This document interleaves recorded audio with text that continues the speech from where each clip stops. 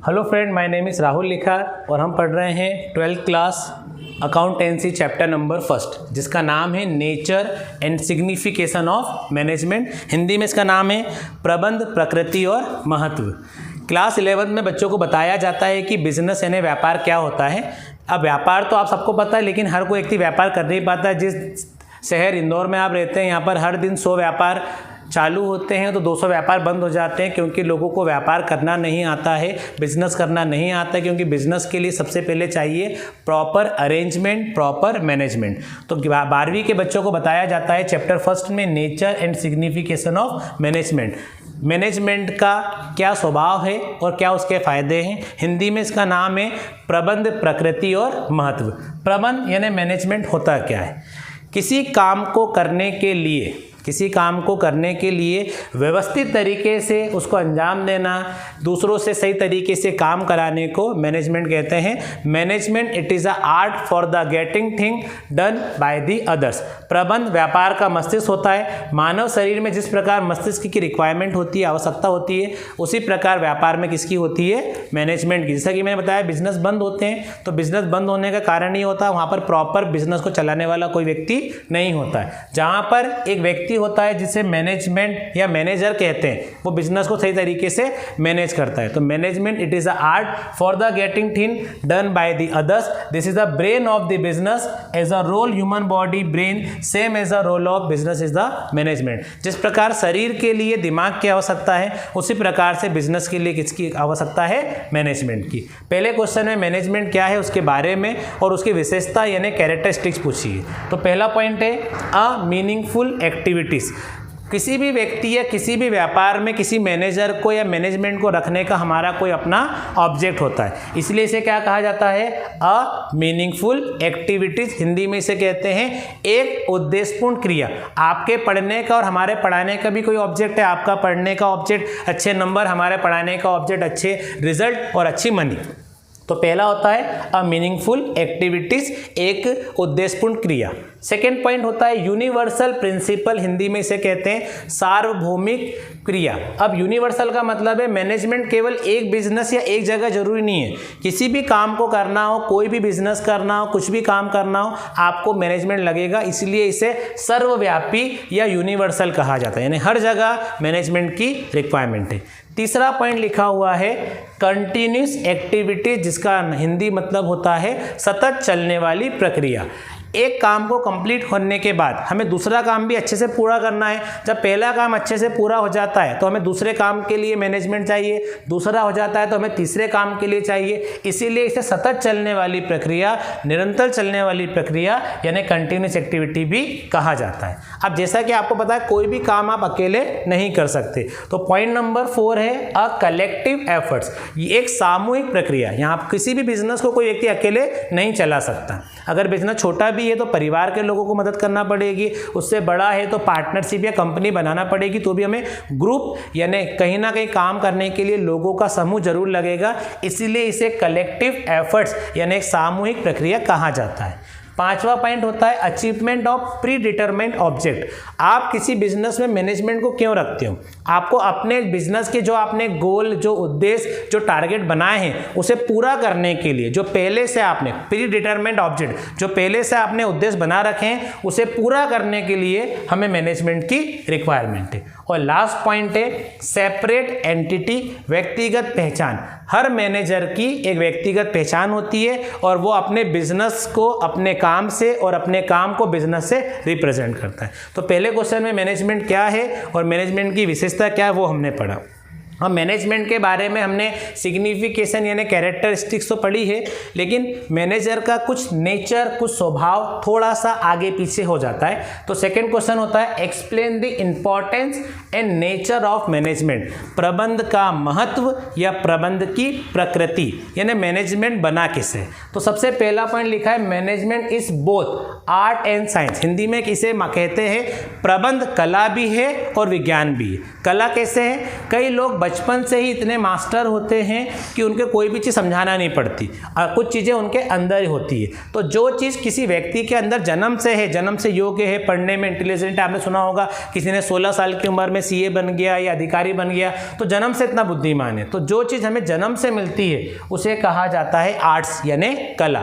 लेकिन जैसा कि आप और हम सीख रहे हैं, हमारे परिवार में कोई मैनेजर नहीं है, कोई डॉक्टर नहीं है, कोई इंजीनियर नहीं है, लेकिन हमने डॉक्टर, इंजीनियर, मैनेजर की पढ़ाई करी और बाद में हम बन जाते हैं, तो कहीं ना कहीं हमने वो चीज़ सीखी है। तो जो चीज़ हमें जन्म से मिलती है उसे आर्ट्स कहते हैं, और जो चीज़ हम सीखते हैं, पढ़ते हैं, उसे साइंस कहा जाता है। तो मैनेजमेंट आर्ट भी है और साइंस भी है। कई लोगों का मानना है ये सीखा भी जा सकता है और कई लोगों का मानना है ये जन्म से मिलता है, तो दोनों सही है। सेकेंड लिखा है मैनेजमेंट एज अ प्रोफेशन, प्रबंध एक पेशा है। जैसे डॉक्टर को आपने देखा होगा व्हाइट कलर के कपड़ों में, वकील को आपने देखा होगा काले कलर के कोट में, पुलिस को देखा होगा, तो यहाँ पर उनके कपड़े उनके व्यक्तित्व की पहचान होती है। उसी प्रकार से मैनेजर की ड्रेसअप, मैनेजर का बोलचाल, मैनेजर की भाषा भी कहीं ना कहीं उसके अंदर एक अलग लुक लेके आती है, व्यवहार लेके आती है, जिसे प्रोफेशन कहा जाता है। डॉक्टर का प्रोफेशन, टीचर का प्रोफेशन, मैनेजर का प्रोफेशन, इसे हिंदी में पेशा कहते हैं। तो मैनेजमेंट एक प्रोफेशन है, या आपके अंदर कुछ ना कुछ क्वालिटी लेके आता है। बोलने का तरीका, बैठने का तरीका, कपड़ों का तरीका, ड्रेसिंग सेंस, ये कहीं ना कहीं आपके अंदर कुछ ना कुछ परिवर्तन लेके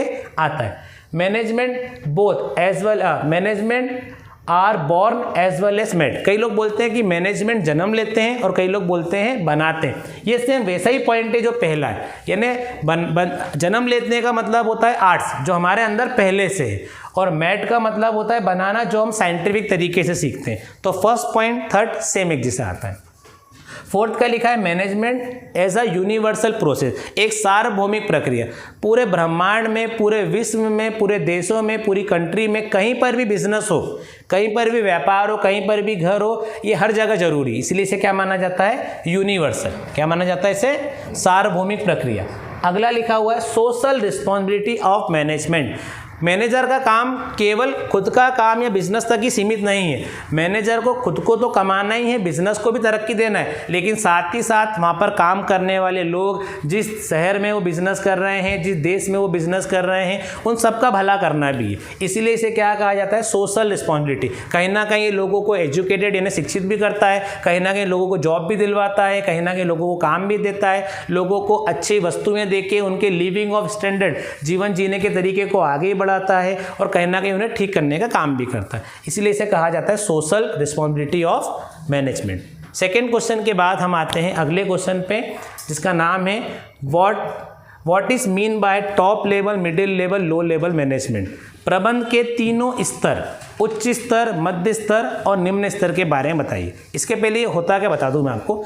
मैनेजमेंट केवल वर्करों तक जरूरी नहीं है। किसी स्कूल में, किसी कॉलेज में या किसी कंपनी में आप जॉब करेंगे या कर रहे होंगे, तो आपको पता है कि केवल वर्करों को टाइम पे नहीं आना चाहिए, वहाँ के मैनेजर को भी टाइम पे आना चाहिए और वहाँ के मालिक को भी टाइम पे आना चाहिए। केवल वर्करों को ही अपना काम ईमानदारी से नहीं करना चाहिए, मालिक को भी समय पर पैसा देना चाहिए और मैनेजर को भी उनके हिसाब से उस तरीके से बात करना चाहिए।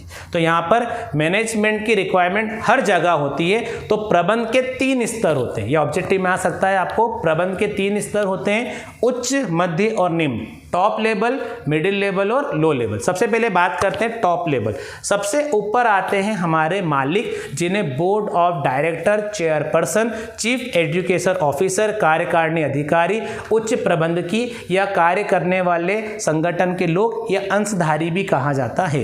अब सबसे ऊपर होते हैं, तो टॉप लेवल क्या होते हैं? सबसे ऊपर। अब इसमें कौन कौन से लोग आते हैं? सारे मालिक आते हैं, जिन्हें बोर्ड ऑफ डायरेक्टर कहते हैं, उच्च कार्यकारिणी अधिकारी कहते हैं। अब इनके कामों के बारे में अगर बात करूं तो बिजनेस के मालिकों का काम क्या होता है? सबसे पहले बिजनेस को स्टेबल यानी व्यापार की स्थापना करना होता है। बिजनेस के अंदर जितनी भी नीड चीज़ें हैं, फर्नीचर है, इलेक्ट्रिसिटी है, वर्कर है, सब अरेंज करना होता है। बिजनेस में फाइनेंस यानी पैसा लगाना होता है। बिजनेस के रूल्स, रेगुलेशन, पॉलिसी बनाना होता है। तो टॉप लेवल का काम क्या होता है? उच्च स्तर का बिजनेस को स्थापित करना, व्यापार में पैसा लगाना, नियम कायदे बनाना। इसके बाद आते हैं मिडिल लेवल। कौन आते हैं? मिडिल लेवल को कहते हैं मध्य स्तरीय। इसमें पहले केवल एक मैनेजर आता था, प्रबंधक आते थे, अब सारे मैनेजर आते हैं। जिस प्रकार बिजनेस अगर छोटा है तो एक व्यक्ति ही मैनेज कर सकता है, लेकिन अगर बिजनेस थोड़ा बड़ा है तो मैनेज करने के लिए कई सारे लोग हमें लगते हैं। तो मिडिल लेवल मैनेजमेंट, प्रबंध के मध्य स्तर में सारे मैनेजर आते हैं। इसमें purchase manager, sales manager, production manager, marketing manager, सारे प्रबंधक आते हैं। अब इनका काम क्या होता है? बिजनेस को स्टार्ट किसने करा? मालिक ने। ये बिजनेस को चलाते हैं। बिजनेस के रूल्स किसने बनाए? मालिक ने।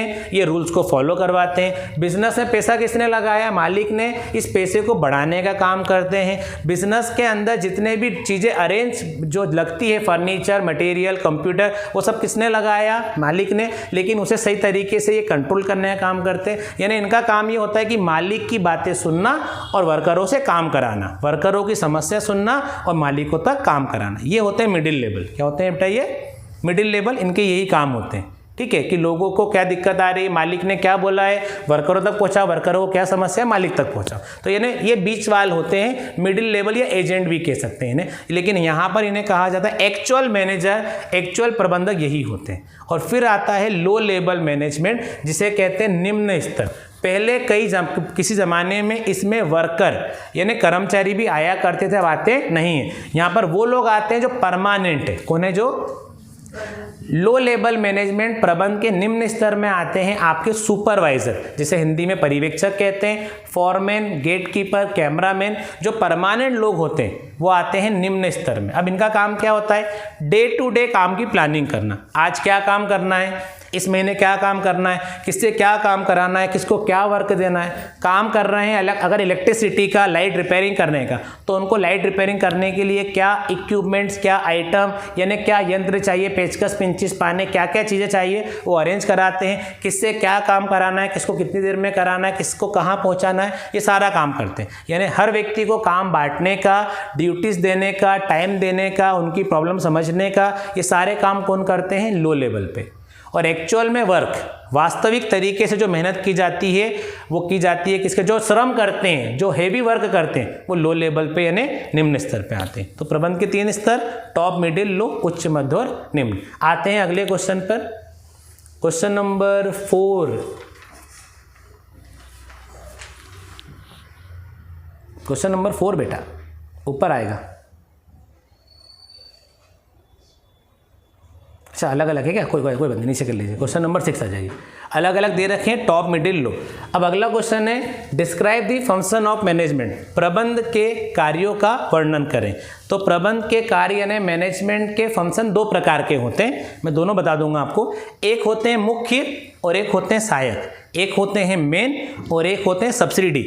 एग्जाम में आपको हमेशा मेन ही याद रखना है, मुख्य ही याद रखना है। तो सबसे प्रबंध के 5 काम होते हैं। कितने काम होते हैं? 5 फंक्शन ऑफ मैनेजमेंट प्राइमरी, यानी पहले के ज़माने से आज भी चल रहे हैं। सबसे पहला काम होता है प्लानिंग। क्या होता है? प्लानिंग का हिंदी में कहते हैं नियोजन। किसी भी काम को करने से पूर्व उसकी पूरी प्रोसेस बनाना, पूरा प्लान बनाना, हिंदी में से कहते हैं प्रबंध का पहला और आवश्यक कार्य होता है नियोजन। किसी भी काम को करने से पहले उसकी रूपरेखा बनाना, क्या करना है, कब करना है, कैसे करना है, किसके द्वारा करना है, इसे नियोजन कहते हैं। It is a first and important function of management that is called planning. Before started any work they have to decided in the plan what to do, how to do, when to do, that all process called in the planning. तो ये पहला काम होता है planning, काम करने से पहले। अब प्लानिंग कर ली तो प्रबंध का दूसरा और आवश्यक कार्य होता है संगठन यानी ऑर्गेनाइजेशन।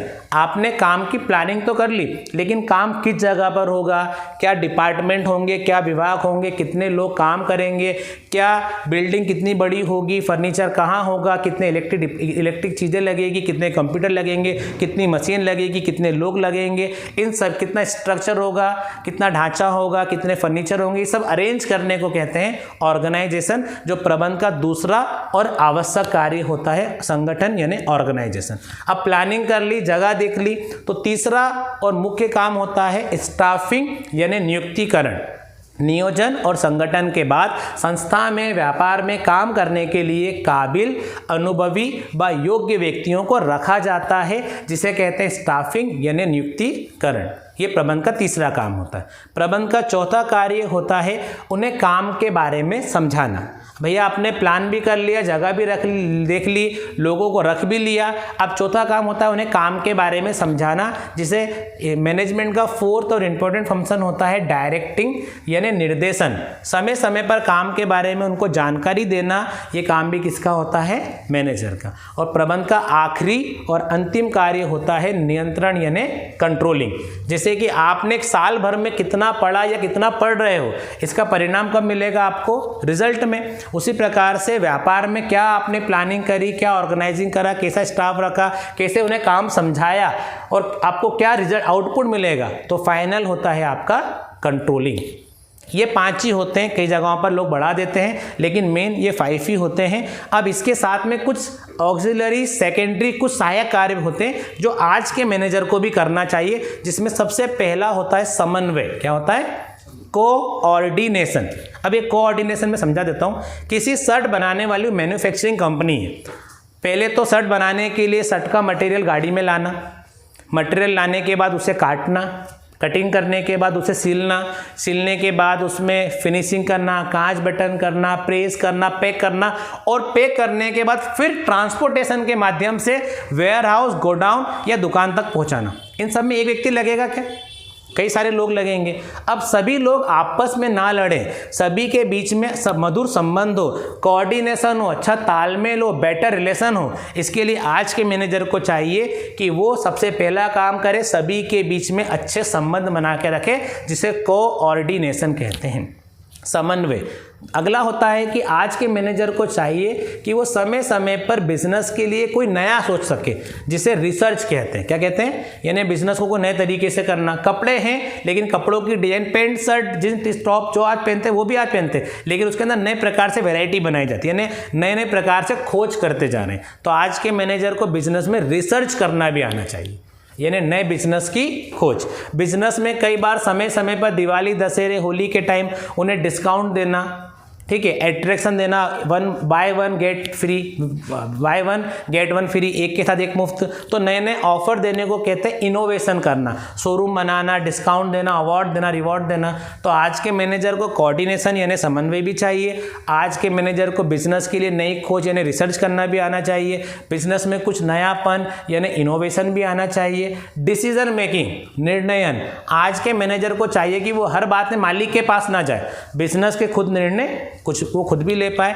तो उसे निर्णय लेना भी आना चाहिए, ठीक है। और एक और पॉइंट है लास्ट, प्रतिनिधित्व, जिसे कहते हैं रिप्रेजेंटेशन। कई बार ऐसा होता है कि किसी कंपनी में आपके पापा जॉब करते हैं, मम्मी जॉब करते हैं, मालिक वहाँ नहीं है। अब अगर आप कैबिन में हो या ऑफिस में तो आप ही मालिक हो, तो आपको अपने जब मालिक के बिहाफ में, मालिक की अनुपस्थिति में बिजनेस को मालिक समझ के रिप्रेजेंट करना भी आना चाहिए, यानी उसे आप लोगों को समझाना भी आना चाहिए, जिसे प्रतिनिधित्व कहते हैं, ठीक है। ये सहायक कार्य होते हैं। नेक्स्ट क्वेश्चन की ओर आते हैं हम लोग। अब हमने अच्छी अच्छी बातें सुन ली हैं कि मैनेजर ये होता है वो होता है, तो कुछ तो कमी होती है। तो मैंने अगला क्वेश्चन है, explain the limitation of management, प्रबंध की कमियां बताइए। सबसे पहली कमी, पर्सनल इंटरेस्ट। मैं आपको क्यों पढ़ा रहा हूँ, आप मुझसे क्यों पढ़ रहे हैं? क्योंकि हम सबका एक व्यक्तिगत स्वार्थ है, यानी मैनेजर का भी पहला स्वार्थ होता है पर्सनल इंटरेस्ट। बिजनेस चले नहीं चले, भाड़ में जाए, बंद हो जाए, लेकिन वो तो खुद के लिए काम करता है, खुद के लिए काम करता है। तो सबसे पहला कमी होती है पर्सनल इंटरेस्ट, वो खुद के फायदे के लिए आता है, दूसरे काम करे नहीं करे, वो खुद का काम करेगा।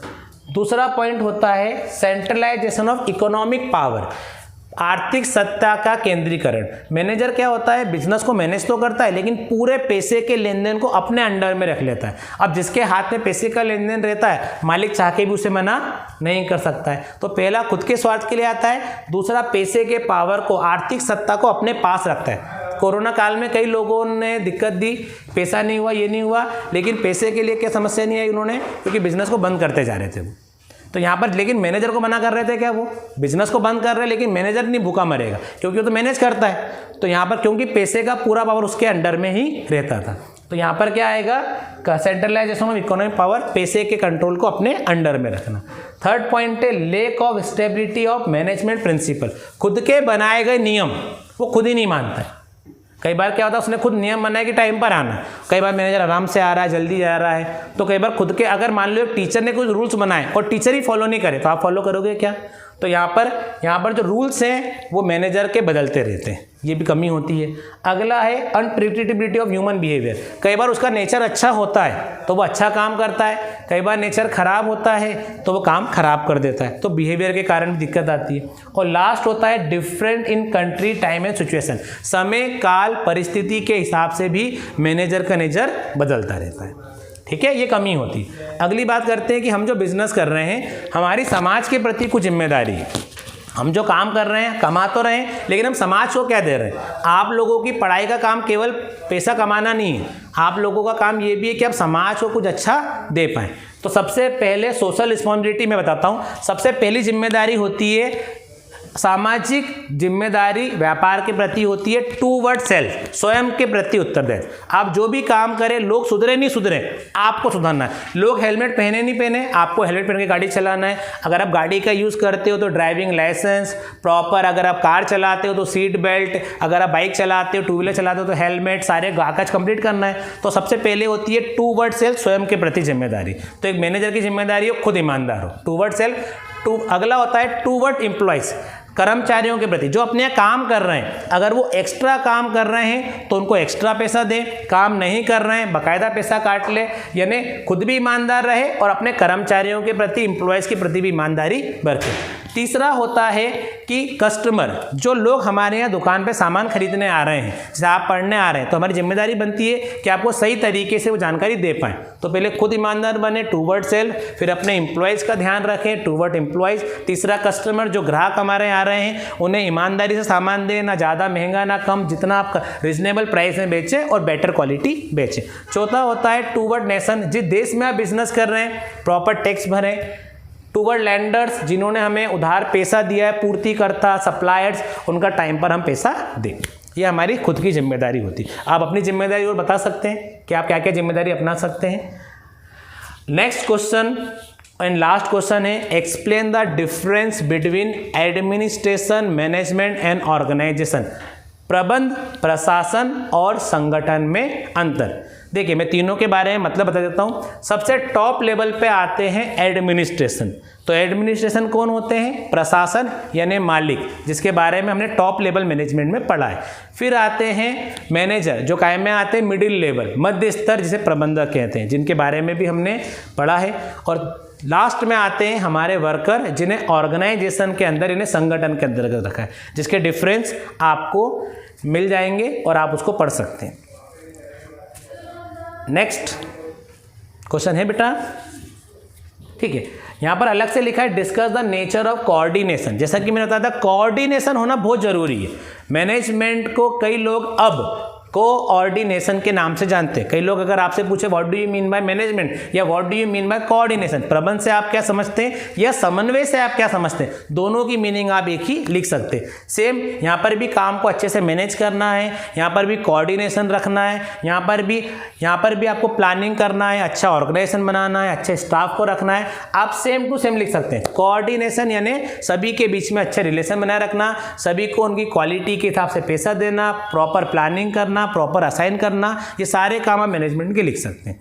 इसी के साथ हमारा पहला चैप्टर कंप्लीट होता है। Thank you so much.